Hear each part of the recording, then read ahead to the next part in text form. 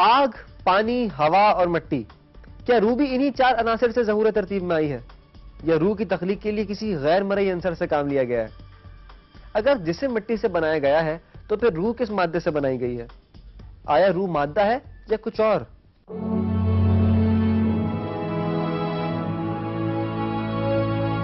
روح مادے سے الگ ہے.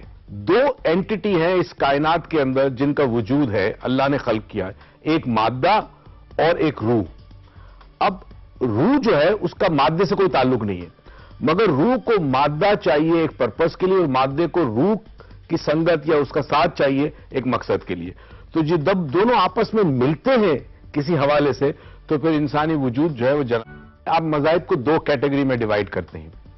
ایک کیٹیگری مذاہب کی وہ ہے جس کے اندر یہ کہا جاتا ہے کہ ہر چیز خدا نے بنائی ہے، اور دوسرا مذہب کی کیٹیگری جس میں ہندوازم، بدھزم، تاؤزم آتا ہے، وہ ہر چیز کو خدا کا روپ سمجھتا ہے. اب دونوں مذاہب کے اندر موت کے بعد کی زندگی کا تصور ہے، وہ زندگی کس طرح ہوگی اس میں ذرا سے ڈفرنسز ہو سکتے ہیں، مگر یہ کانسیپٹ کہ موت کے بعد کی جو زندگی ہے اس کا پرپز جزا اور سزا ہے، اس کا پرپز ایک امتحان جو آپ نے اس دنیا میں دیا ہے اس امتحان کا نتیجہ ہے، تو وہ آپ کو تمام مذاہب میں ملیں گے. انفیکٹ کوئی دنیا کا ایسا ویل نون مذہب نہیں ہے جس میں یہ کانسیپٹ اس حوالے سے نہ ہو کہ ایک زندگی ہے، اس زندگی خدا کے وجود کا حصہ نہیں ہو سکتا، کیونکہ اگر وہ خدا کے وجود کا حصہ ہو جائے تو پھر انسان کے اندر بھی روح ہے تو انسان خدا کے وجود کا حصہ بن جائے. خدا کی تخلیق ہے، اس طرح ہے، میں آپ کو سمجھاؤں. سورج ہے، سورج کی جو شعاعیں نکلتی ہے وہ ہے تو سورج کا حصہ مگر سورج نہیں ہے.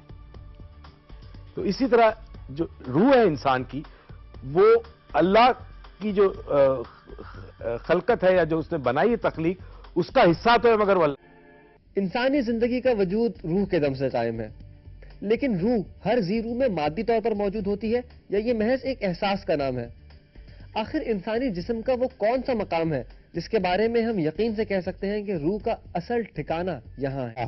چیسٹ کے درمیان کا حصہ جو ہے یہ وہ جگہ ہے جہاں روح رہتی ہے، اور یہ وہی جگہ ہے جہاں روح کی انٹیلیجنس ہوتی ہے.